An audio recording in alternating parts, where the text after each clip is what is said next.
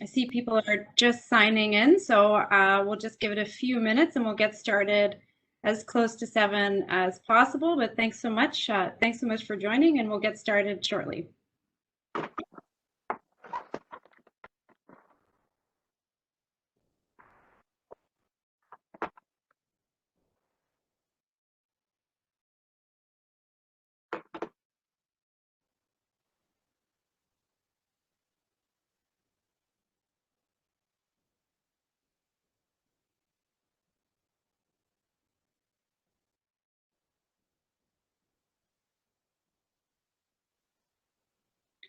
It's great. Lots of people are joining.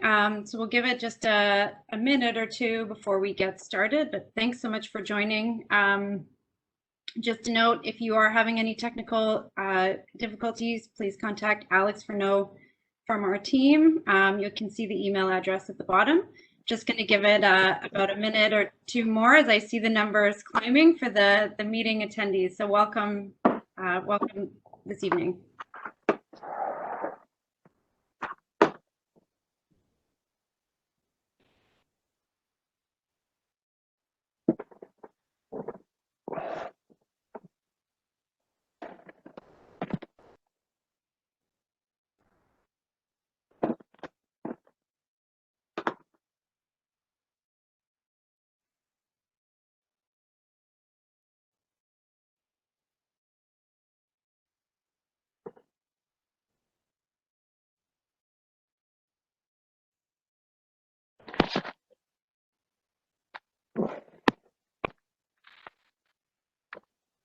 Okay, the numbers are now climbing. So Chris, I'm just going to give it probably a minute more before passing it to you. Okay. We'll get started in a minute.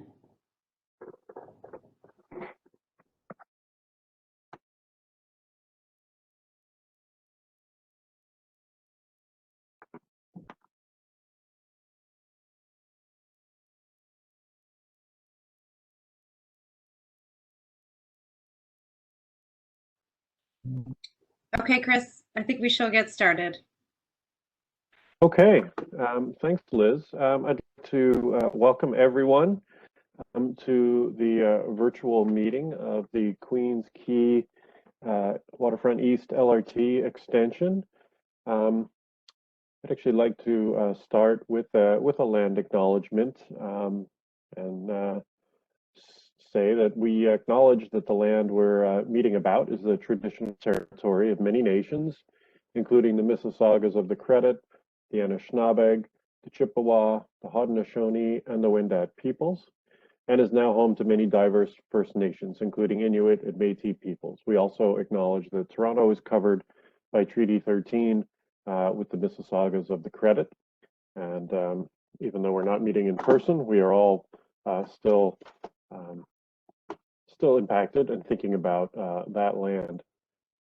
I'd like to start off just by saying that we're very excited in general about this project.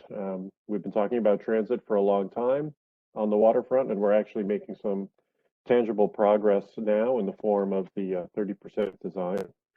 And we are, as always, focused not only on delivering the functionality, but on delivering design excellence, on learning lessons from the segment of Queens Quay that we built in the west, and also trying to really enhance ecological mobility and placemaking all at the same time, so that we bring all those elements together in a holistic approach to the street.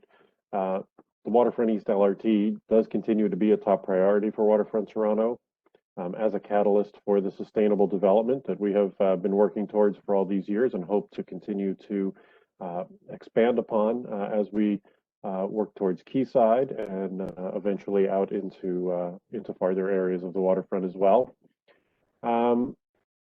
There isn't really a question as to whether or not this transit project is needed. I think we've been hearing for a long, long time that transit is needed. We need to connect the east side of the waterfront with the rest of the city. What we are really looking for tonight is feedback on the specific elements and components of the plan and the design as far as we've gotten it so far. We are conducting a transit project assessment process, or TPAP, process, which requires public engagement, and it's something we're committed to as an organization, even above and beyond those requirements. So we are very much looking forward to hearing people's views and the opportunity to explain the many complexities.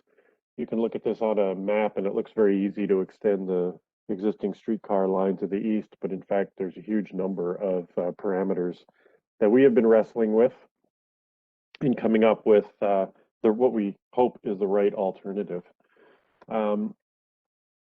Laura is here as our third-party facilitator, and that's Liz. And they will be managing our engagement processes going forward. And Liz is probably familiar to many of you. Waterfront Toronto traditionally uses third-party facilitators like Laura for its projects. So I think with that, I'm ready to turn it over. Are we introducing the teams now, Liz? Is it the rest of Waterfront Toronto to go? No, we're going to go to Lawrence from the TTC, Oh, okay. and then over to Councillor Cressy, and then we'll do the introductions. Okay, Yeah. all right. Great, thanks, Chris. Great, thanks, Chris, and thanks, Liz. And just on behalf of the TTC, I'd really like to thank everybody for taking the time. And we're amazed by the attendee count today. And obviously, a lot of people are very interested in this project. So welcome on behalf of the TTC.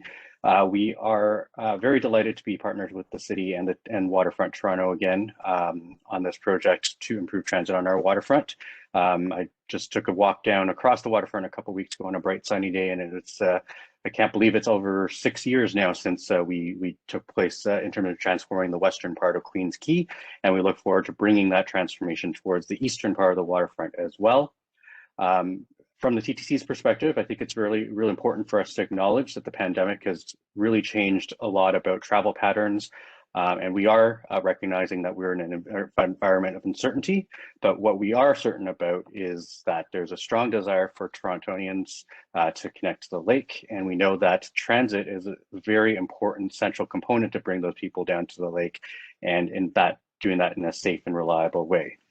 We also know that transit is very important to help support population and employment growth in the waterfront, meet the city's objectives, and also our common goals for a low carbon mobility future. So from our perspective, it's essential that we build the right solutions here that are flexible for us to provide the service that meets the needs for our customers.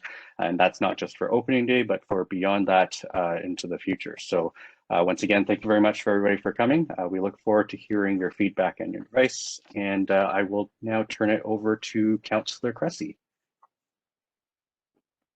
Well, thanks, Lawrence, and thank you, Chris, as well. There are many members of our City of Toronto team, the Waterfront Toronto team, the TTC team, and others who are here today. And so to all of them, thank you. To the hundreds of residents who have joined us tonight, I see the participants list is already over 250. Thank you for joining.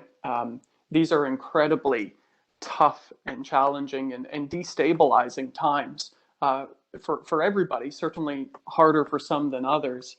And so for you, whether you're joining from your living room or your dining room or your kitchen or your bedroom or your bathroom, thank you for being here. And I sincerely hope you're okay. Listen, just a few opening comments. First of all, for decades, we have talked, and as a community, we have fought for the Waterfront East LRT. In fact, entire neighborhoods have not only been planned, but built on the assumption and in fact the expectation that this LRT would be here. You know, whether you're talking about the East Bayfront or parts of the West Downlands, we built these neighborhoods with the assumption and expectation we'd have this transit. And more neighborhoods are being planned and to come, whether that's the Portlands or Quayside and more. And so I don't think it's a stretch to say that for our waterfront, and in fact, I would argue for our city, our very success in livability and sustainability is dependent on public transit. Our cities in the 21st century simply don't work without it. Now, so where are we today? We're going to have a detailed presentation, but here's what you need to know. City Council directed staff to get to 30% design on this file by the fall. And that's a critical threshold for triggering intergovernmental funding to actually build transit. And that's what's key here to understand. It's really easy to announce transit. It's much harder to build it. And so what we're here tonight is, well, we're getting ready to actually build it, and that's a good thing. And so tonight, this is an opportunity certainly for our city staff to share an update, but also to get your feedback. This is not the end. In fact, this is very much the beginning. But I'll tell you, my objective as the councillor for the Eastern Waterfront is to ensure that we create a design that actually gets built first and foremost, that we have a final design that's integrated with our system so that people can move from the Eastern Waterfront into the downtown core, whether to school or your office or anything else. So let's get it built with a design, let's integrate it with our system, and let's do so. Let's design it in a way that complements the public realm in the waterfront. This is a great conversation, and I know there's been some questions around the portal design that's going to be discussed. Well, let's refine it, let's design it, let's build transit in a way that serves our residents, but enhances and complements the waterfront city we aspire towards. And that's the objective here, not just to build transit, but to build a waterfront city.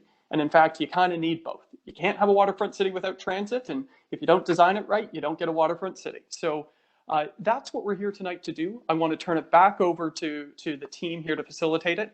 I noticed that Tom Davidson, my boss from my office, is here. I'm going to be jumping in and out of the meeting, dealing with public health. There's a couple emergencies happening just tonight, so I'll be in and out, and look forward to the discussion. Thank you so much. Wonderful. Thank you, Councillor Cressy, Lawrence, and Chris. Couldn't have said it better myself. So thanks to all of you for joining. For those of you who I haven't met, my name is Liz McCarty, and I'm with a firm called Lura. With me is James Knott, Alex Furneaux, and Melissa Galina. So we are your facilitation team. What that means is that we're independent. So we have hopefully helped to design an agenda that will allow you to get some great information and then an opportunity to ask questions. We received questions before the meeting as well, so we will bring some of those into the session. I'm going to go through the agenda in a moment. Just some quick housekeeping though. I do see a couple of people have their hands up. We will offer an opportunity to ask questions after the presentation. So if you want to keep your hand up, that's great. If not, you can put it down and raise it again. Just so you know the order of events. We are going to be recording this conversation, so because part of our job is to make sure we're documenting all of the feedback we receive and to write a report from this session as well. We have a survey that's live that I'll tell you about in a moment. But first, I want you to meet the full team that's here behind these projects. I'm going to start with the City of Toronto with Alexa. And Alexa, hopefully you can start us off with the introductions. Hi, I'm Alexa Aiken. I am a senior coordinator in the public consultation unit. Hey there, I'm Brent Fairburn. I'm with transportation planning at the City of Toronto. Good evening, Jane Naiman from the city's Waterfront Secretariat. Hi everyone, Nigel Tahir, Program Manager with City Planning. Okay, great. Now over to the TTC. Christina. Good evening, everyone. I'm Chris Joseph, and I work for the TTC in Community Relations. Hi again, folks. I'm Lawrence Louis. I'm the Manager of Project Development and Coordination with the Strategy and Customer Experience Group at TTC. Hello, I'm Nikki Angelis. I'm with TTC Community Relations as well. Hello, it's Scott Fraser. I'm a Senior Project Engineer with the Major Projects team. Hi there, the other Scott Haskell. I'm the head of the Project Development and Planning Department at the TTC. Good evening, Steve Stewart. I'm the Senior Project Manager at the TTC. Good evening, everyone. My name is Suma Aparaudas, and I'm a Senior Project Engineer with the Major Projects Group.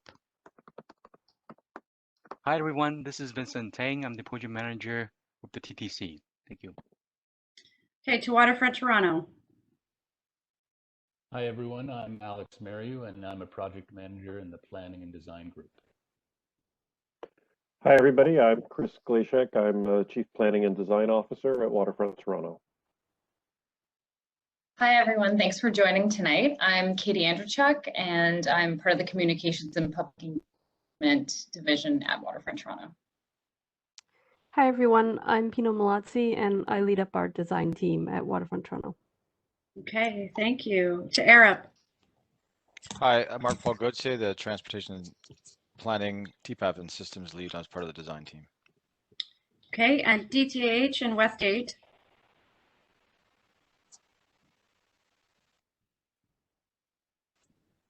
Brent Raymond.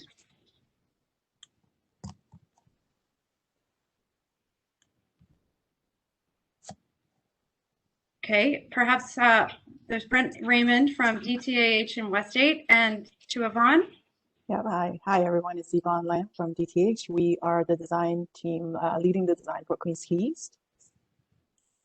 Okay, great. And from Laura, Alex. Hi, everyone. Alexander Furneaux, Community Engagement Specialist with Lura. James Knott, Director with Lura. Melissa Galena, Project Manager with Lura. Okay, great. And I'm Liz. So just to go through the agenda very quickly, you'll hear an overview presentation from Nigel Tahar, who you just met from the City of Toronto.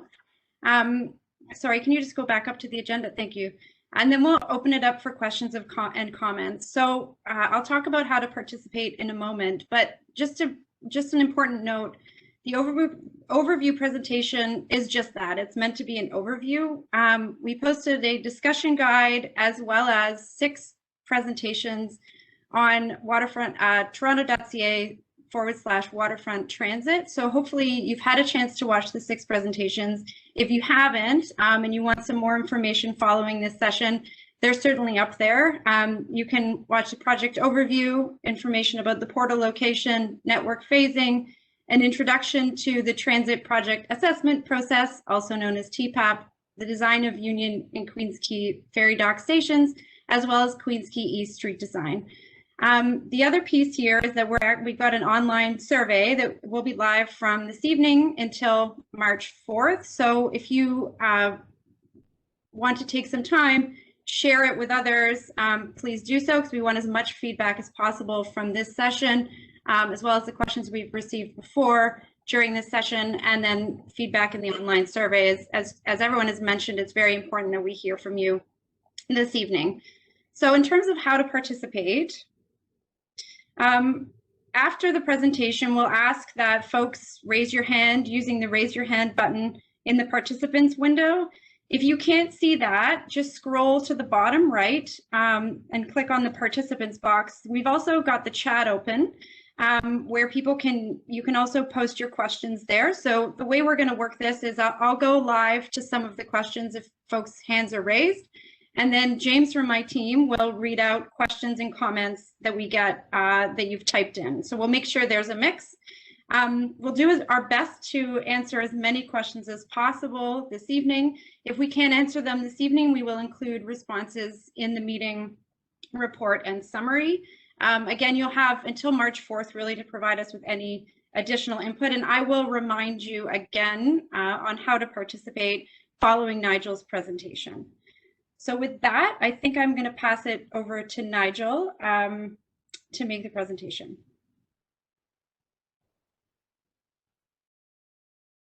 Okay, thanks, Liz, and hello, everyone.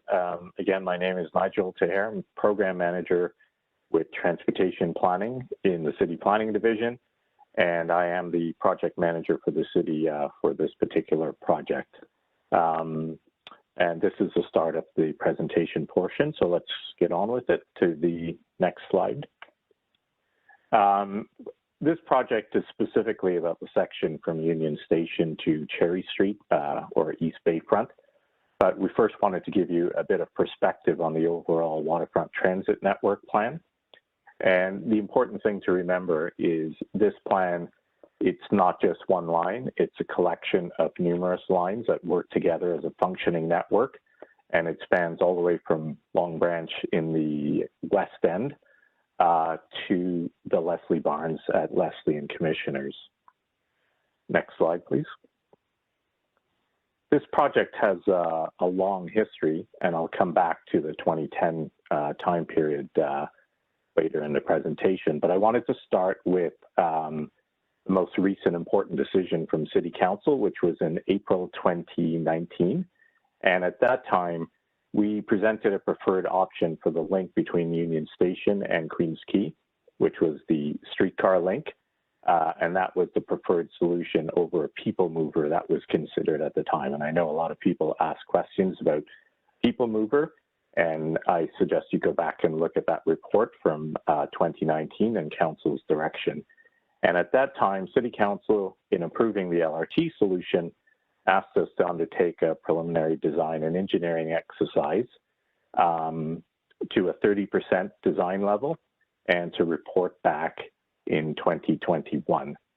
There will be a series of reports on transit in general, and this project is part of those reports. The most recent one was December 2020, and basically City Council reiterated the importance of the project and delivering the report this year. Next slide, please. So as I mentioned, the section we're looking at is from Union Station to Cherry Street. And this study area has been broken down into sub-areas, Area 1 and Area 2. Area 1 is the responsibility of the TTC, and Area 2 is being handled by Waterfront Toronto.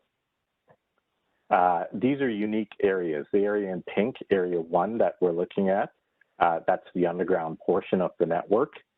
And the Area 2A and 2B is the surface section. Now we've divided Area 2 into two separate areas. The purple area is the existing Queens Quay, which requires a complete reconstruction. And the area in blue is actually made up of a portion of a new section of Queens Quay that's yet unbuilt, as well as the realignment of Cherry Street with a connection under the rail corridor to the distillery loop. Next slide, please. Now, the project schedule, as these things usually are, is quite tight. We're aiming to report back on this 30% design, which includes a business case and the cost estimates for the project before the end of this year. And that's important because we need to get into the process for the 2022 budget cycle. Now, the schedule, tight as it is, it's also being paired up with the Transit Project Assessment Project, which I'll explain shortly. And that timing is linked up with this project as well, so everything will be delivered in time for the report before the end of the year. Next slide, please. We've mentioned a few times the project teams, Waterfront Toronto consultants, West 8 and DTAH, who you met, Arup and WSP, and the TTC's prime consultant is Wood. Now, City of Toronto also has a large contingent of staff from various divisions reviewing this project, and that includes our Transit Expansion Office, Transportation Services, including cycling, pedestrians, public realm. We've got staff from Parks, Forestry, and Recreation, from Toronto Water, and others as well who are involved in this project and reviewing. Next slide, please. One of the key parts of this study is identifying a preferred location for a new portal. And the portal is basically the transition point between the surface section of the LRT and the underground section that ties into Union Station. Next slide, please.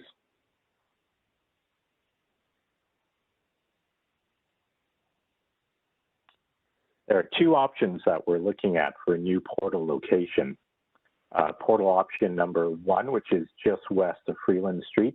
That was actually the preferred option back in 2010, and I'll get into a bit more details about that. We're looking at an alternative option that's just west of Yonge Street, and the distance, it's roughly about 170 meters difference in the distance between these two options. Next slide, please.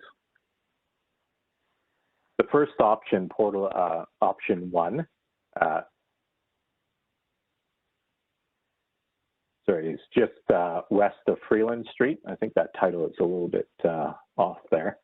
And this was the original portal location.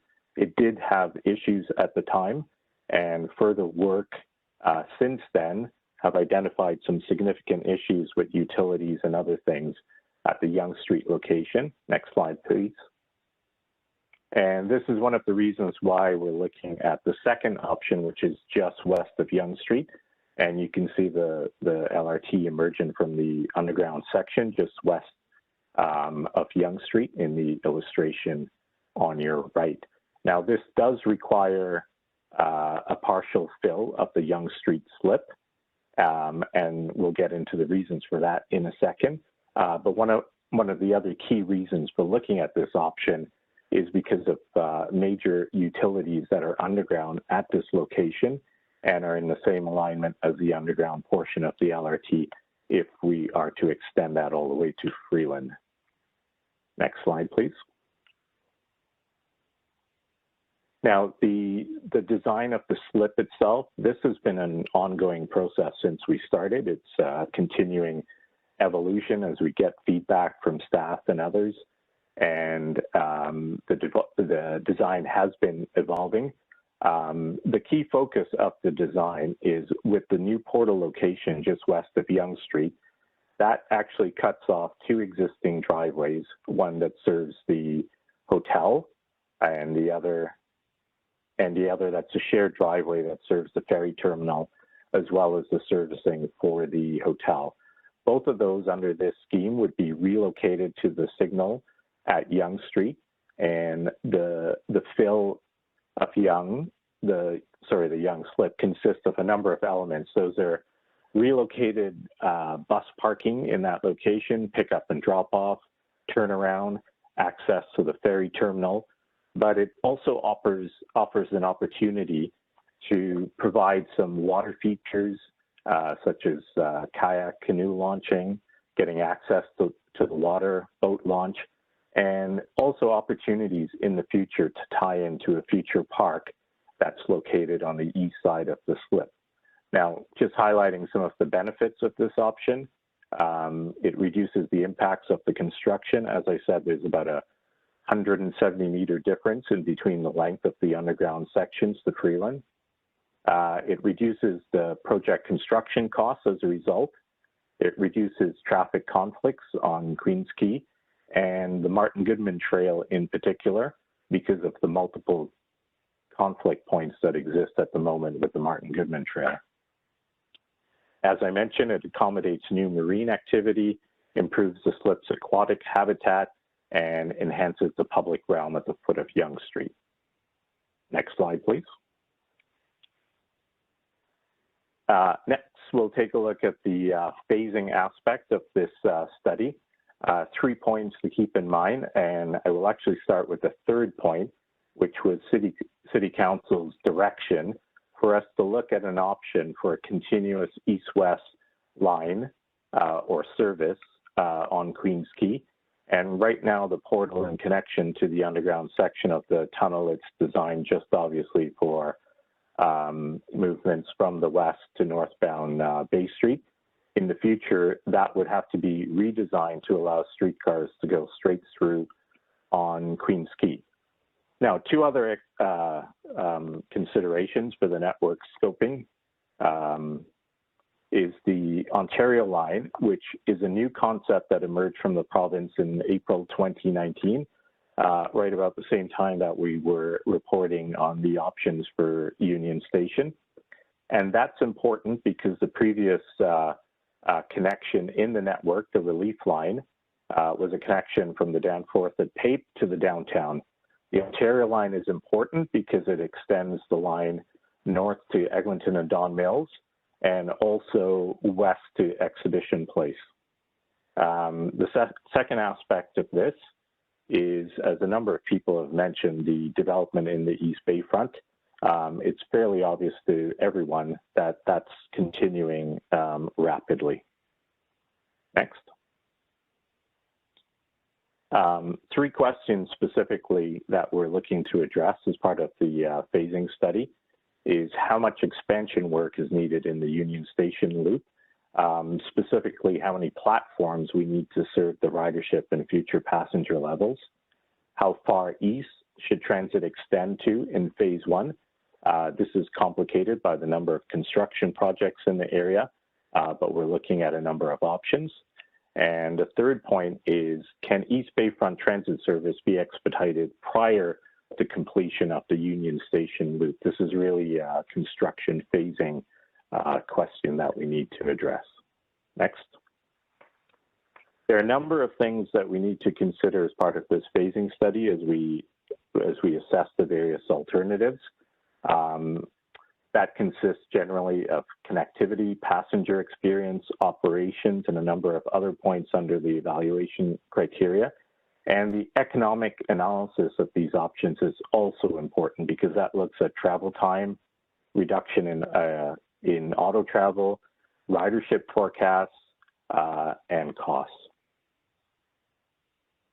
Now, as I said earlier, along with the project that we're reporting on this year, we're also considering conducting a transit project assessment process. And the reason is because this study area is covered by 2 previous EAs. The first one is the East Bayfront Transit Environmental Assessment that was completed in 2010. That has actually expired as of last year. And we know we also need to do updates to that work as part of addendum to the project. The second part shown in green is the Lower Downlands Environmental Assessment. And that was completed, actually it was completed in 2012, and there was a further addendum completed in 2014. And that's the section that's from Parliament Street and provides a connection through the realigned Cherry Street under the rail corridor to the distillery loop. Next. The transit project assessment process. This is a way for us to, instead of updating or producing 2 addendums to those previous EAs, this gives us an opportunity to wrap those 2 projects into one and consider this as one project. It's also a shorter timeline for us. And there's an opportunity to tie in the public consultation and the study process with the work for the 30% design that we were already undertaking. We are in the pre-planning stage of this process. We are anticipating a notice of commencement, which is an official launch of the project in the summer of 2021, so that's this year, and completing the project later this year. Next, please. So let's take a look at the connection to Union Station.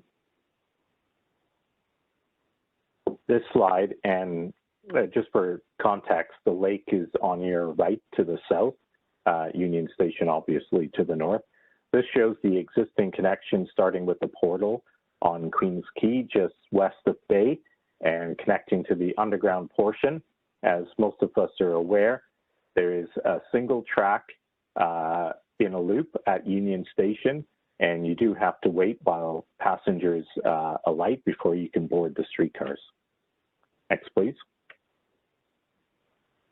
So the improvements that we're looking at in this section, they start with the Yonge Street slip and a new portal location just west of Yonge Street. Once you enter that portal, you will go through an improved Queens Quay station, northbound into Union Station, with new platforms on the east side and west side of the alignment, and the existing loop would no longer be used for boarding and alighting. Next slide. This shows a bit more detail of what the Union Station loop could look like. The configuration shows platforms, new platforms on the east side and the west side as you approach the loop. And one of the most important features of this design is the double track that's provided in this configuration. That allows streetcars to go past other vehicles that are stopped to pick up passengers. So it's a lot more efficient design. There are a couple of illustrations showing what the platforms can look like, an example looking north on the west platform, And the view on the bottom is from the subway connection, looking at what would be the future loop. Next slide, please. Oh, sorry, can you go back to that slide a second, Alex? Thanks. I just wanted to point out a couple of other important features of this design, which are new connections to Union Station. And in the future, that will be to the new retail concourse. And on the on the east side as well, there are new connections, emergency connection, as well as potential connections to new developments on that side. Thanks. This is a similar illustration, but we're now at the Queens Quay and the Ferry Dock Station. This rendering shows what that station could look like. Some of the things we're looking at in terms of improvements here are extensions to the northbound and southbound platforms, potential connections to future development at 11 Bay Street, which is on the northeast corner of Queens Quay and Bay, improved connections on the west side of Bay Street, both the stairwell, elevators for accessibility, and emergency exit as well. Some of the other ideas that we're looking at in terms of improvements are connections either at grade level at the track, which exists today, improving that function, or potential new connections that can happen under the platforms. And an important feature is the possibility of a new connection to the south side of Queens Quay, taking you in a more direct line to the ferry terminal. And that's one of the questions we posed in our survey for you to take a look at. A couple more renderings of what those platforms could look like, looking north from the west side and also looking north from the east platform. Next. The next section we're looking at is Area 2A that I showed earlier on the map. This is the at-grade section of Queens Quay. Specifically, the design we're working on right now is at a 10% level, and it looks like at the section from the point where the vehicles emerge from the portal, roughly to Parliament Street and just past to the silos. Now, we started with the design that was previously considered for the section of Queens Quay with the redesign. The LRT vehicles will still be on the south side. The Martin Goodman Trail will continue to be on the south side. But this is really looking at improvements in terms of sustainability and the green infrastructure that's part of the section. A couple of features are open planters on both sides of the street to improve the quality of the green environment. And also the Martin Goodman Trail under this plan has been improved by making it wider, approximately by half a meter, recognizing the busy nature of this trail. Next, please. Some of the other specific design improvements that we're looking at the intersections themselves, and this is really based on lessons learned from the first iteration of Queens Quay that was constructed to the west, and also with further improvements that have been made to that design of the existing section of Queens Quay with the LRT. So some of the features that we're looking at are widening the crosswalks for pedestrians.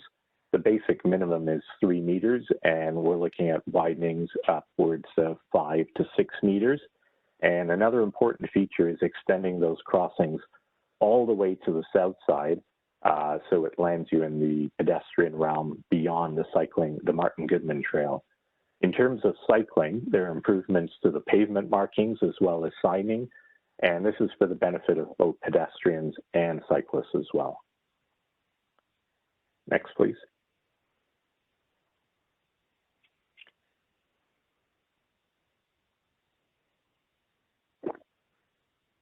As I said before, we're at a 10% stage of this design, and this is a high-level look at it. It's really to show that the area that we're focused on at the moment, which is from Bay Street roughly over to just beyond Parliament Street and the silo. And as I said, we're at a 10% level of design right now.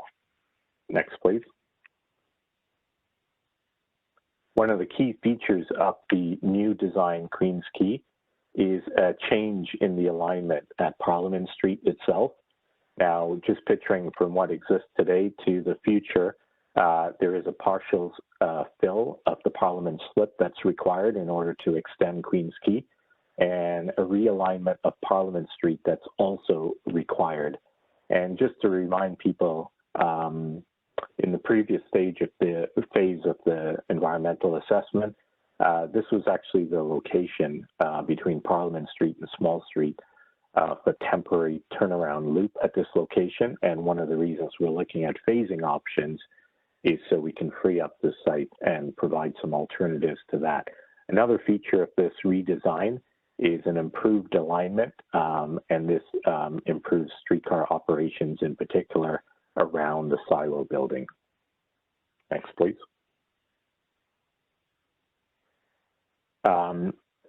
The arrival to the waterfront is one of those goals that was originally identified back when the Central Waterfront Secondary Plan was done by the city. It's a really important vision for this, these intersections in the waterfront. And this is something that Waterfront Toronto has been doing a great job of implementing over the years, and we really want to learn from that experience and also improve the designs with this current project. Some of the locations that we're looking at for these special plazas or arrival zones are Bay Street, Yonge, Jarvis, Sherbourne, and also Parliament Street, all of the main streets really. Next, please. Some of the features of these arrival zones in terms of improvements, there are a couple of options that we're looking at. As a first tier set of improvements under option 1, it's really looking at some of the specific features identified before about the planting zones, about the extension of the pedestrian realm across the crossings, about better integration with the Martin Goodman Trail and with pedestrian crossings. And option 2 really broadens that pedestrian and public realm as more of a plaza design that spreads beyond the intersection itself. And one of the important features of that is a change in the behavior of cyclists. In this option 2, it's more of a shared space, so everyone has to proceed with caution. Next, please. There are a number of next steps we have to cover off before we can report on this project this year. We need to continue to refine the design and finalize the location of the portal option. We also need to complete the phasing study, continue to engage with stakeholders, landowners, and the general public. We need to complete the environmental study report and also initiate the TPAP process. As part of the package that we'll be reporting on later this year, this will include the 30% design work, costing that's associated with that 30% design, business case, completing a business case for the project, and this all has to be done in time for the 2022 budget cycle. Thanks for your patience, everyone, and I think I will turn it back to Liz at this point. Thanks so much, Nigel. Before we get into the questions and comments, I forgot to ask Sonia from Waterfront Toronto to introduce yourself. So Sonia, could you introduce yourself now first before we get into the questions? I just want everyone to meet you. Sure, thanks Liz. I'm Design Project Manager at Waterfront Toronto, focusing on public realm for this project. Okay, great. Thanks so much, Sonia. Okay. Awesome, Nigel. Thank you. You're essentially right on time, so that's great. And there's been lots of questions that have come through the chat as well. Folks are raising their hands. I just want to remind everyone on how to participate. So this meeting is being recorded. We're going to make sure that only the presenters will be visible during the question and comment period. When I go to you, when you raise your hand, what I'll do is I'll say your name and then I will unmute you.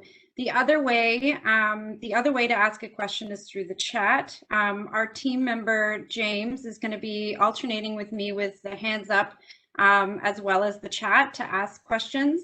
We're going to get to as many questions as we can tonight. There's lots of people participating, so just please be patient. If we don't get to you, we'll make sure that the answers to the commonly asked questions from this meeting will be in the consultation report. We also have the survey that will be live until March 4th, or you can provide comments until March 4th. If you're on the phone, to raise your hand, please press *3.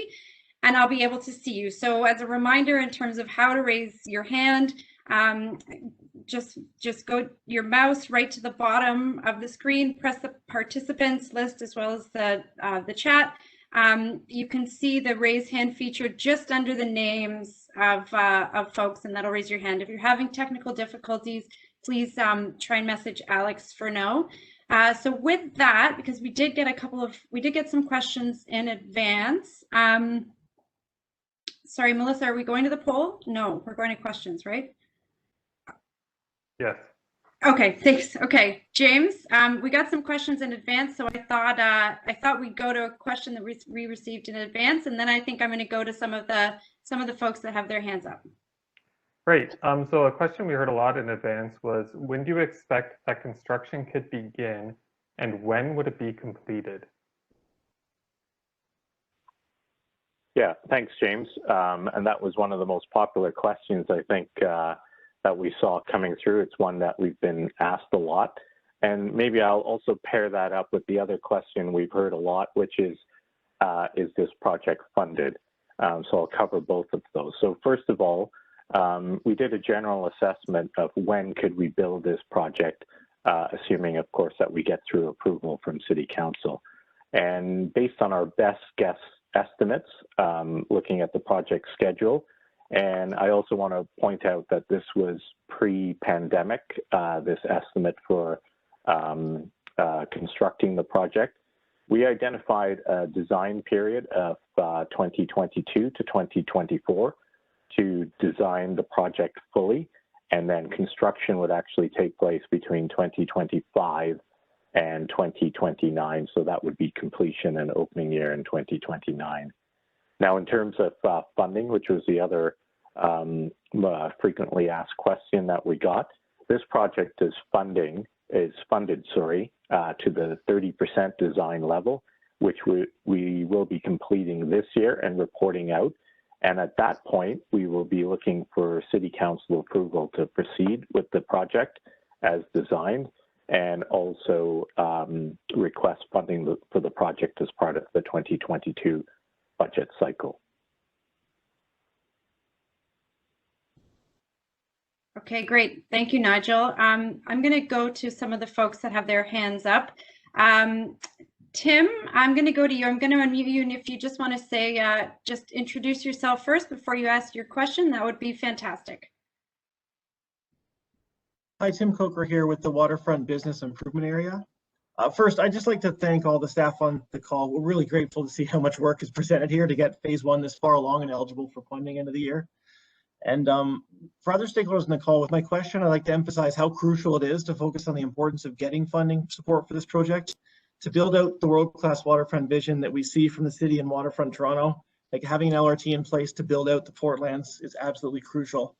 And so my question is for city staff working on the business case, further to what Nigel just said. Can you detail the scope of this business case in terms of the business cases for the whole waterfront transit network? How will that support the funding of this phase one that you're presenting in detail today? Yeah, so just in general terms, and I'll turn this over in a minute to maybe Mark Paul or someone from Waterfront Toronto. So just in general, the business case we completed and what's called an initial business case for this project, which reflected the design when we did the complete waterfront transit network. So we will be updating that and producing what's referred to as a preliminary business case, which reflects the 30% design.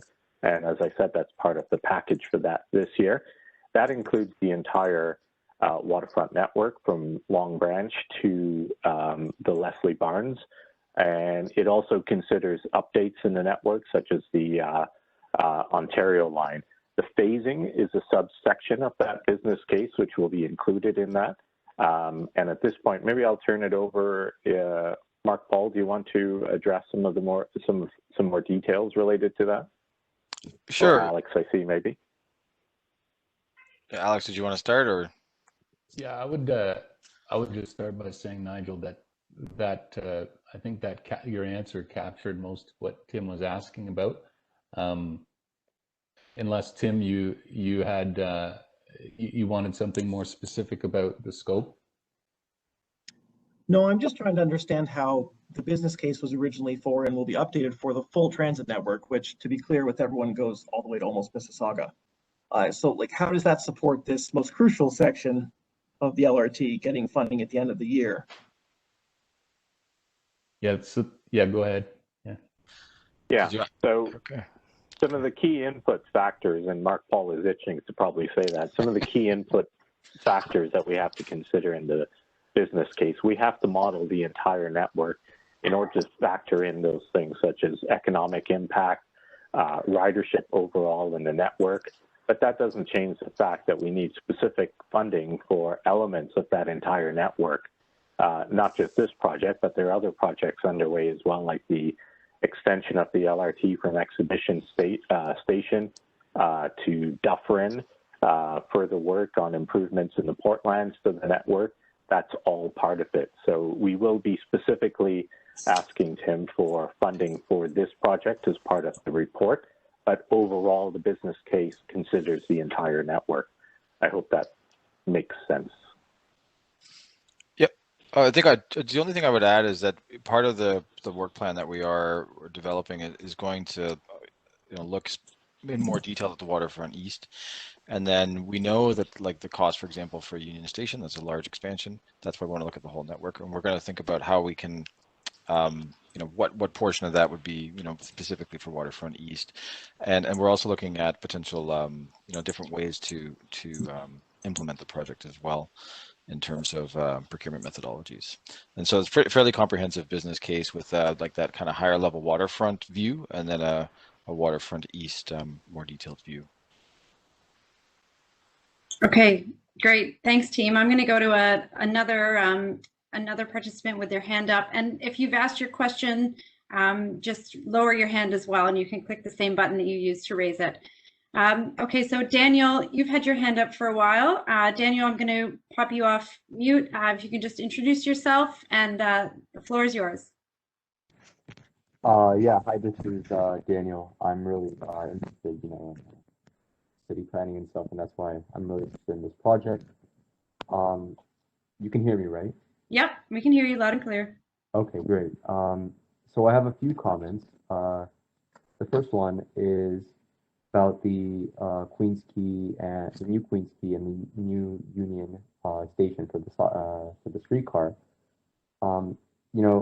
I'm sure that the renderings aren't final, obviously, but they really are insufficient in terms of the architecture. It's not really good looking, and I think that similarly, like, we are, trying to have a better public realm here and along the waterfront, and I think that we should do the same thing for architecture. We should have, build stations that we're proud of, and at the very least, we could take, some design cues from the upgraded Union subway station. And this doesn't mean that we need grandiose or, incredibly egoistic architecture. It simply means, nice materials, just a pleasant station to be in.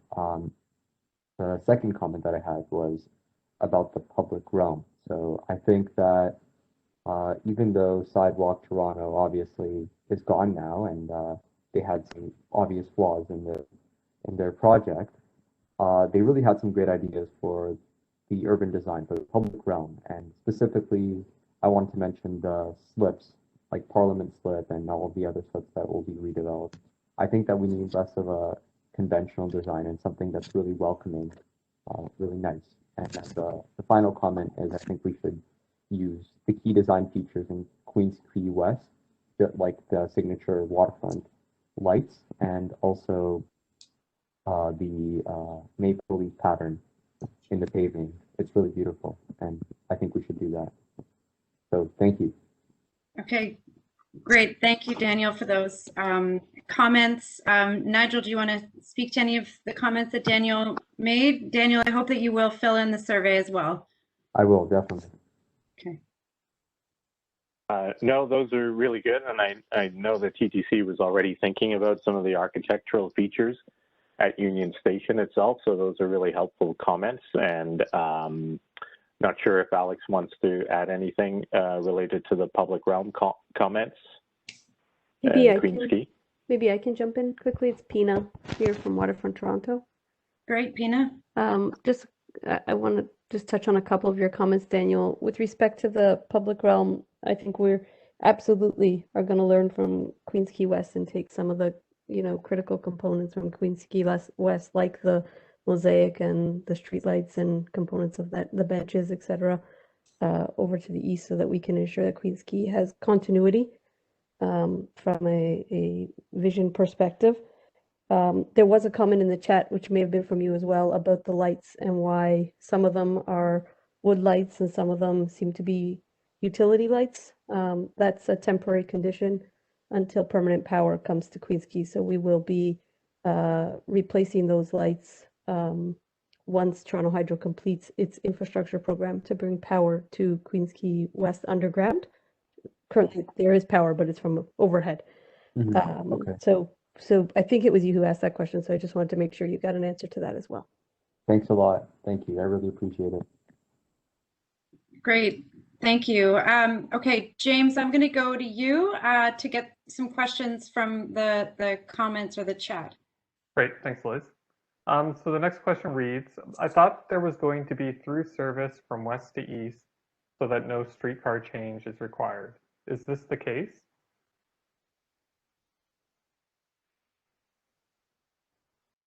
Yeah, so the quick answer is that's certainly part of the scope of the project we're looking at, and that's part of the design that's being worked on now.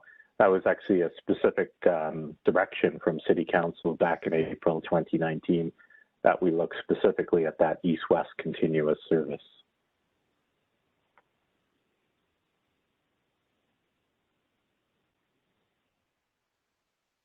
Okay, great. James, another question? How do the city, TTC, and Waterfront Toronto plan to design the east portal and ensure that unauthorized vehicles will not be able to enter? Yeah, so I won't tackle that one. I'll actually turn that one over to Vincent from the TTC.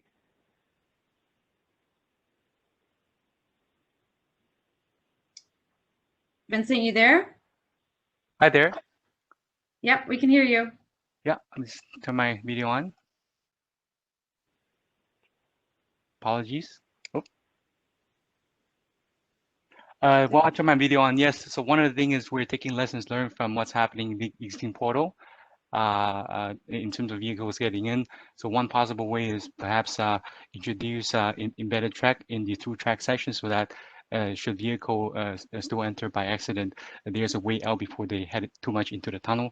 Second thing is enhancement of signals and signage and better gateways to make sure vehicles don't accidentally enter the tunnel by mistake again.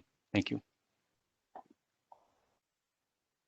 Could I just add, actually, on the others, it's actually a bit more, it's less confusing actually on the east side, because if you're coming down, you make a right turn onto Queens Quay, you're just curb to curb and you make that movement. The issue on the west side is that you're making that left, and it's the same thing at Spadina, where sometimes motorists end up on the guideway by accident. So I actually anticipate the probability of that happening even less, combined with the stuff that Vincent mentioned should help a lot. Thank you. Okay, great, thank you. James, I'm going to ask you to say another question from the comments or the chat that's coming through, please. Great. To the team, will the stations be fully accessible?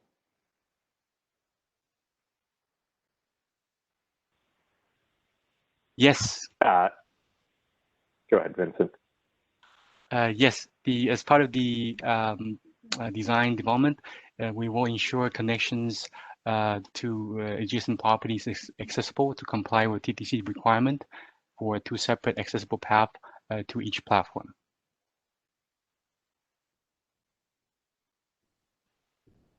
Okay, great. Thank you, Vincent. I'm going to go back to some of the folks with their hands up. As a reminder, if you're on the phone, press *3 to raise your hand. And also, if you've asked a question, if you can please put your hand down so that I know your hand's not still up, that would be really helpful as well. William, I'm going to go to you, and please introduce yourself and ask your question. I'm going to unmute you now. Hey, William, the floor is yours. Hi, thanks so much. Really excited to see this project coming forward. I guess my main question for the team would be, I know we're wanting to be really optimistic about the kind of 2029 as kind of a timeline in the future. My question would be, what do you foresee as the kind of possible roadblocks for achieving that kind of timeline, and what are the plans for kind of ensuring that you'll be as close as possible to that date, considering that the kind of next stage for expanding further into the Portlands for the LRT, as well as all of the densification that's ongoing. Is there kind of plans for expanding bus service as a kind of stopgap measure, or kind of other possibilities for the possibility that you're not going to be having this project complete by that timeline?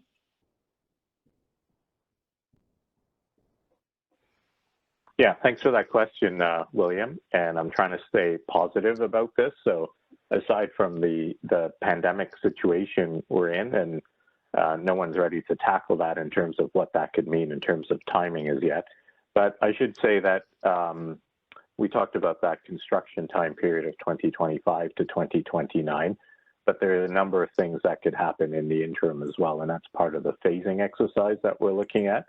And one of those things is bus service in the interim that you mentioned, but there's also the option, and following up on the previous person who asked about the continuous streetcar on Queens Quay, and that could be part of the solution as well. So if we get far enough along with the improvements on Queens Quay and Union Station is under construction, there's an opportunity to phase the project so that we at least have a continuous east-west line running.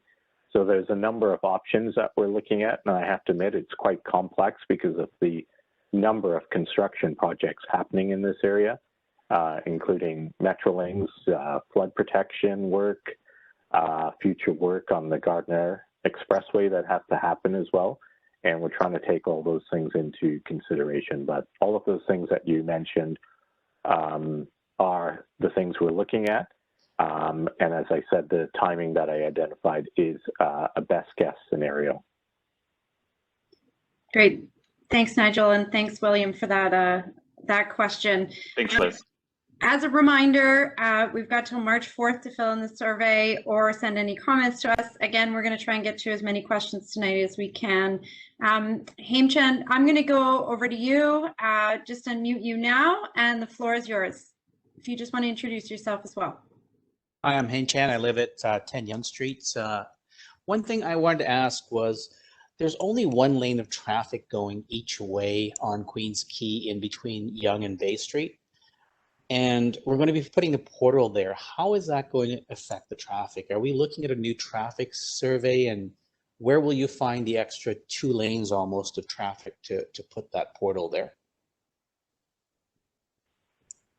Yeah, thanks. Good question. And I should just mention, in general, this is consistent with the design that's to the west of here as well. But some of Mark Paul can probably add some of the more specific details related to this, because as part of the work that we're doing, we are looking at the traffic implications in this area. But we're trying to balance that, as I think we've said all along, with the pedestrian and cycling volumes, which are quite significant in this area. So maybe Mark Paul can just add some points related to the work that's going on. Yep, sure thing. One of the really impactful projects down here is the Lower Yonge Precinct, which includes extending Harbor Street over to Jarvis and adding a bunch of kind of sub-network and new streets. And that actually has a pretty profound impact on traffic patterns in the area. And one of the major moves of that project is to remove the on-ramp at Bay Street, eastbound to the Gardner. And the resulting travel demand, or the traffic numbers from that environmental assessment, show actually a pretty significant drop in numbers. And even if they don't drop as far as that you had shown, we do expect actually a pretty good rebalancing between Queens Quay and Harbor, which would lower the demand on Queens Quay significantly. And that's one of the projects that supports some of these changes. Just also note that for the project, all of this work is being updated, and so there will be a comprehensive transportation analysis as part of the TPAP as well for review. Okay, great. Thank you, Nigel, Mark, and Haim-Chen for your question. James, I'm going to go back to you. I think you've got a couple queued. I do. So someone in the chat was wondering about sidewalk widths on Queens Quay, and I'm just wondering if the team can speak to that, please. That one's fairly general, but maybe Sonia or Alex might want to add to that. Yeah, I can take that one, Nigel. So the sidewalk widths vary along the way, but on the north side, the typical design calls for 3-meter wide sidewalks and roughly 2-meter wide planting area. And on the south side of the street, it's a more generous promenade in keeping with Queens Quay West. So between the typical design is about 6 meters. In some areas, it's a little bit more constrained, but yeah, it's a fairly generous promenade lined with a double row of trees adjacent to the wider Martin Goodman Trail, as mentioned.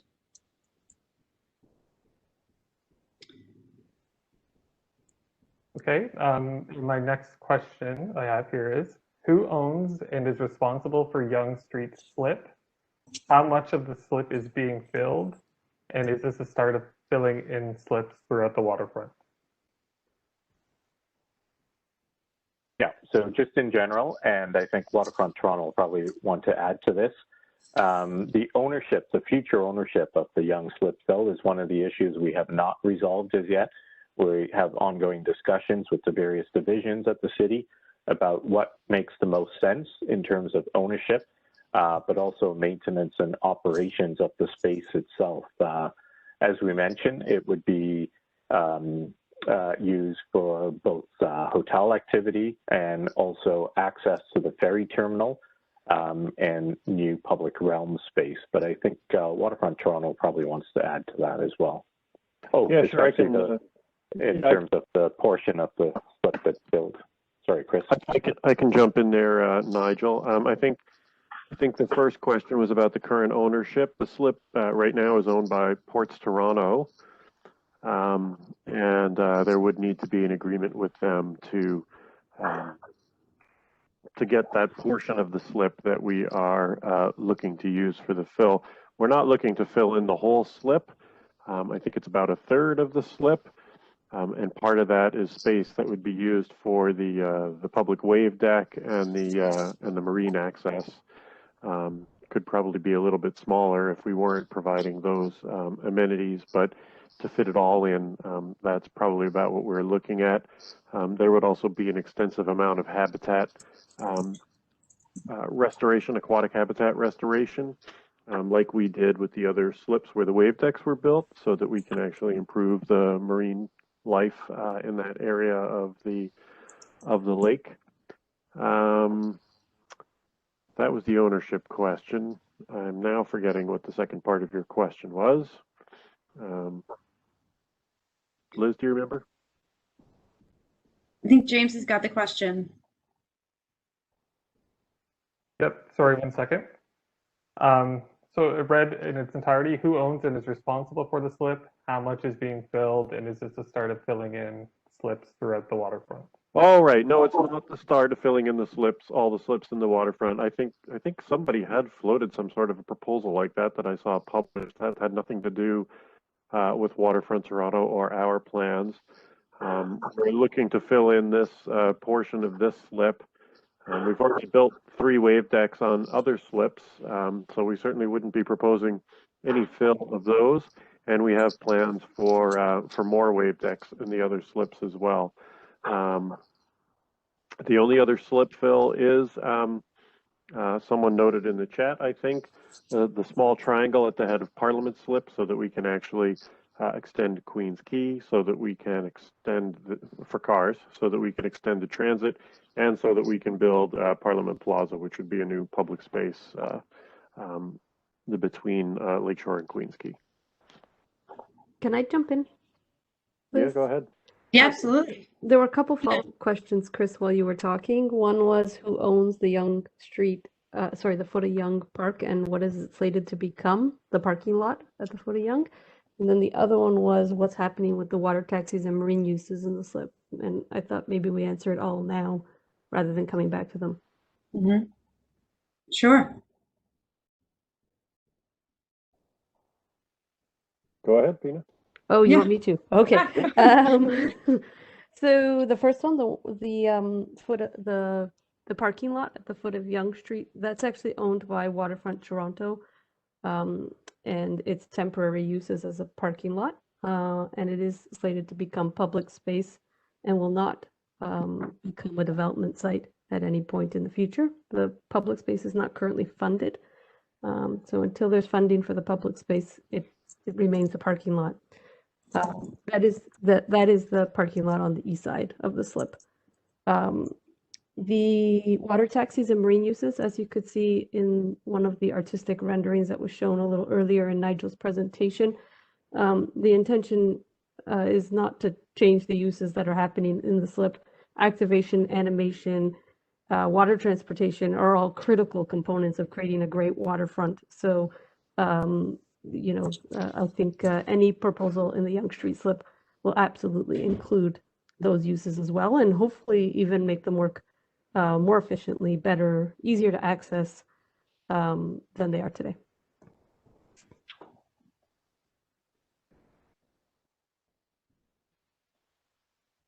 Okay, great. Pina, can I move on to another question? Because we've got lots of hands up. Yeah, for sure. Sorry. No, that's great. No, it's great that you did that. So thank you. All right, I'm going to try and get to a call-in participant. I have the last digit of your number here, which is 7. So I'm just going to go to the call-in user with the last digit 7. You've got your hand raised, and I'm just going to unmute you. Please introduce yourself, and the floor is yours.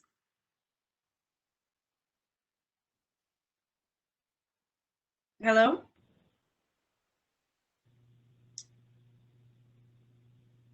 Okay, I'm going to try and go to, hello? Can you hear us? Okay, I'm going to go to another call-in user with the last digits 36 to ask your question. So call-in user with the digits 36, please introduce yourself and the floor is yours. Hello? Hello? Hi. Hi, how are you? Great, how are you? I'm good. So my name's John. I'm a resident down here at Harbourfront. There's a couple of things I've noticed.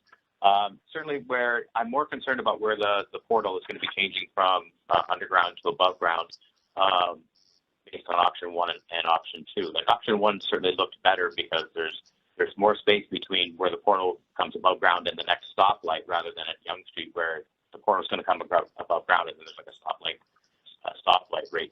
right there. So, back in 2010 when this first plan came about, like they knew there was going to be problems with stuff that's buried underground, particularly with the development of all the condo buildings and other buildings on the south side of Queens Quay. And certainly one of the things that we should remember is that anything south of Lakeshore is reclaimed land. If you look at old maps of you can see where this is all reclaimed land. So that's some of that certainly has to be a concern. So the one question that I did have was whether or not it is written in stone that they're going to go with option 2 rather than option 1 for where the portal is coming above ground. And the second point that I did notice, besides filling the slip, which is whether that happens or not, is I guess up to the court. But shared space. Sorry, we just had a little bit of difficult hearing that last question or point. Can you just repeat yourself? Okay, well, my last point was that with the shared space with pedestrians, that may be an issue, because one of the things I think that Waterfront Toronto should recognize that there has been a lot of near collisions between cyclists and pedestrians. So if they can do something that keeps those two groups a little bit more separated from each other, I think that would be good. Okay, great, John. So Nigel, do you want to speak to the first question? Yeah, I think if I interpret the question, someone can correct me. I think the question was referring to the portal location looks like it's closer to Yonge Street than it is at Freeland. Right, and has that decision been made? Is it done? Yeah, so in terms of the decision on the portal location, it is based on the analysis that we've done to date, the preliminary preferred option at the moment, but we're continuing to do the work on that. And the portal location is actually quite close to Freeland. In fact, that was one of the issues at the time with that location. And we weren't sure if we could actually get a pedestrian crossing on the west leg of that intersection with that portal location. And there are a couple of key considerations we need to keep in mind here, which is the slope of the exit from the portal to the surface section, which TTC is looking at. But that Freeland location is closer. And we didn't talk a lot about the utility impacts, but there is a major utility under Yonge Street that feeds into the slip. And that would require complete redesign, relocation, and new treatments at that location if we were looking at the Freeland option. So those are some of the things that we were considering as part of the evaluation. And then the second part of the question, I think maybe Sonia might address that one. That was about the shared space, I believe, at the intersections. Sure, yeah. So the shared space is a concept that we are looking at, one of several options for just two locations along the extent of Queen's Quay at the two heads of slip at Jarvis and Parliament. And that is, the intention is to slow down cyclists and to give priority to pedestrians at those locations, given the higher volumes of activity and the mixing of people crossing north-south and going east-west. It's a concept that we would, before considering implementing it on Queen's Quay East. And it's being considered as one option among others as well to provide delineation more similarly to some of the other intersections. But it's great to get some of the feedback from this group to help us make that decision. For sure. Thanks, Sonia and Nigel. Okay, James, I think you've got a couple of questions queued up, so I'm gonna pass it back to you. Great, thank you. Our first question is, will Silva cells be used for the sidewalk trees? Yeah, I think Sonia, do you want to take that one? Yeah, sure, I can take that one as well. So yeah, the answer is yes. For most of the South Promenade along the Martin Goodman Trail, under the Martin Goodman Trail, there will continue to be Silva cells to support healthy, mature trees along the trail. Since we are adding open planters, there is some opportunity to not have soil cells in some areas where the open planters are generous enough, wide enough. So on some sections of the North Boulevard, of the North Sidewalk, there may be no need to have soil cells, given there will be open planters. But sufficient soil volume is being provided to all the trees to optimize their health going forward. Great. And our next question reads, given that there is no service west to east, won't it be way cheaper just to keep the bus service and give it a dedicated lane from Yonge Street going east?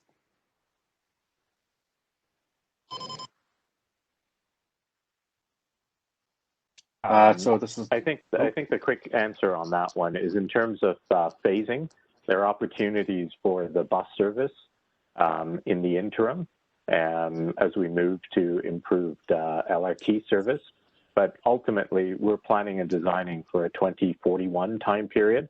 We've got considerable development still to happen in this area and beyond the immediate study area as well.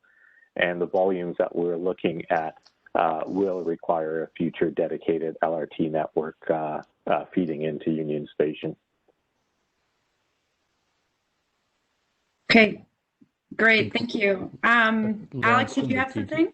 Yeah, I think Lawrence from the T2C was going to say something as well, but maybe just a quick thing that just the nature of how much more an LRT can carry in terms of people than a bus is just a little bit more than 2. So you can imagine you'd need almost a little more than twice as many buses to carry as many people as one streetcar. But I'll let Lawrence touch on that as well. Yeah, thanks, Alex. So definitely, we are looking, as Nigel said, a lot of growth in the coming years and in the next decades on Eastern Waterfront. And, the streetcar, as Alex says, carries 2.5 the number of people as a standard bus. And if you're talking about traffic impacts and impacts on the waterfront in terms of the public realm, having, a bus running every minute on Queens Quay East isn't necessarily the way we want to go from both the performance perspective, from the transit perspective, but then also everything else as in terms of us as neighbors on the street and creating an attractive space. Okay, great. Thank you, Lawrence. Okay, I'm going to go back to the folks with their hands up who've been patient over here. Anna, I'm going to go to you. If you just want to introduce yourself, I'm going to unmute you now. Anna, please ask your question. Yes, hi, thank you. I live on the island and I was part of the Waterfront Toronto Queens Quay redesign SAC. I was just typing my in the chat that I had asked at that time several times that there be a place for islanders and visitors to the island to unload their cars. People come with wheelchairs, with strollers. They stop for a minute, they unload, they line up for the ferry, and they go and park their car off-site. There has to be a function for that. And that used to be the lane in front of the Westin behind the taxi stand. The Uber cars also pick up passengers there. Is this going to be accommodated on the east side of the Westin where there is that new plaza? That's my question. Yeah, and thanks. Yeah, thanks for that question. And I should say that I don't think we will ever be able to accommodate everyone who wants to pick up and drop off in this area. But those functions that currently occur on Queens Quay now, we will relocate the dedicated spaces that are there today to this new location at the foot of Yonge Street. So some of that activity will be accommodated, but I don't think we can ever promise that we'll meet the full demand for everyone who wants to stop and pick up and drop off in this location. What about trucks going to the island? Someone was asking a question about trucks going to the island. They will continue to have, not continue, sorry. They will have access to the ferry terminal through this new driveway location at the foot of Yonge Street and continued use of the laneway that leads to the ferry terminal. Okay, so this will be an access both for vehicles and trucks and deliveries, because there are quite a few deliveries to the island of appliances and construction material, etc. So this has to be somehow considered. Yes, and that the truck movement is considered in the design of the slip fill. And I should point out, I think we mentioned earlier that trucks accessing the Westin Hotel also use this location as well. Right. Just a reminder. Yep, keep going. Okay. Okay. The Westin Hotel has a number of guests, but there are over 600 residents on the island. So I hope that's taken into consideration in terms of the needs of drop-off. Thanks, Anna. And I just want to remind everyone, make sure you do fill in the survey, and we are writing a report and recording, so we will capture these comments. So thanks for bringing them forward. I'm going to keep going to another person with their hand raised. Laura, I'm going to unmute you, and if you just want to introduce yourself and ask your question. Okay, thank you. Can you hear me? Yes. What I'm wondering if it's possible for you to put in a section in your documents about the effect of all this on the residents and the visitors for during the development of this process. And that's the first thing people ask, how is it going to affect me? And so we'd want to know, like, is our driveway into York Square going to be closed, you know, beside the ferry terminal there? How's that going to be impacted? What's the noise going to be like when they start doing? Is it going to be round the clock for 6 months or a year? You know, all that kind of thing. Are we going to be able to take the 510 down to, not the 510, the Queens Quay car to Union Station? And for how long is it going to be shut down? I mean, these are the kind of things. Are we going to be having to go different ways? I think that's what a lot of people want to know. What is going to be the impact of stores that are in this tight area around Queens Quay and Bay Street? What's going to happen to them, you know? And I think that's what people want to know a lot about. So I'm wondering if you could do that. Be great. Great, thanks, Laura. So maybe I'll just ask Nigel to speak to that. When will the timing and plans and communications around, you know, what this could be in construction actually happen? Yeah, so the impacts of construction are obviously a key concern. This is a big issue with the Eglinton LRT project that's underway right now. Tim from the BIA pointed out some lessons learned from that one, and we're continuing to learn lessons from Eglinton, and we want to apply those lessons. All of these projects will require a construction management plan. Right now, we take a preliminary look at that work as part of this study, but when we actually go to build the project, there will be a much more detailed plan, and we will certainly ensure that access to all properties are provided and people aren't cut off from that access. It won't be painless. There will be some delay. As we're all aware, construction can have that delay. And I should also emphasize that it's not just this project that's happening in this area. We're well aware of the other projects, including utilities and Metrolinx improvements and other things happening here as well. So this will all be factored into the construction management plan. That's great, Nigel. And I think just to remind everyone that there's going to be lots of time for comments. This is not the last time you will see this team or hear from this team in terms of all the work. And we're here to hear from you. So again, please make sure you put your comments in the survey as well. It's open to March 4th. Okay, James, I'm going to go back to you. I think this is our time for our last question, and then we'll talk about next steps. Great. So this question is with respect to the portal location. The individual states, not sure I like the proposed placement because I didn't read anything about how you are not blocking our ramp into 10 Yonge and 10 Queens Quay condo parking. How will that be affected?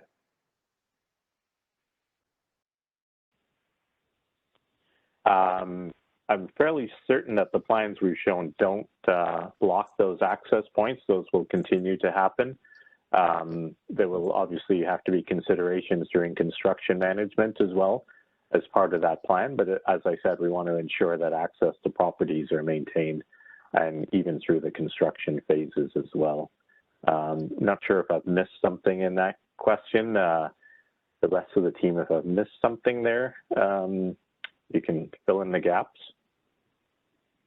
Just to confirm, I think there might have been a concern that the portal was in the center of the roadway, so you wouldn't be able to turn left into the driveway, but both lanes of traffic are north of the portal, so you can turn in from any direction from the road. Okay, and out. Great. So I think given time, I think that was the time for our last question. We do have some folks that haven't been able to ask their question. People posted in the chat, but also those with your hands up. So I want to make sure, I'll tell you after how to submit your comments and questions. But Alex, can we keep going on the slides? Okay, so we have a poll question. Are we doing the poll, Melissa? Are we ready? Yep, I'm ready. Okay. So do you want to pull it up? Okay, so we just have a poll for you to find out what you're most interested in. So it should be open. So were you most interested in, or are you most interested in learning about for the next engagement? Funding, the portal location, network phasing, design for Union Station, design for Queens Quay East, or no answer. So you can just fill it in there. We have just a minute for the poll, and we just want to hear from you what you're interested in learning about for the next conversation.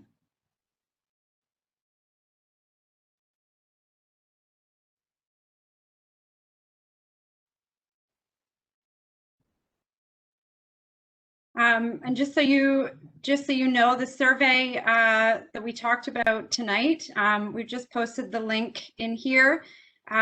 We have until March 4th to hear from you, but we're going to be, this will not be the last time you'll hear from us.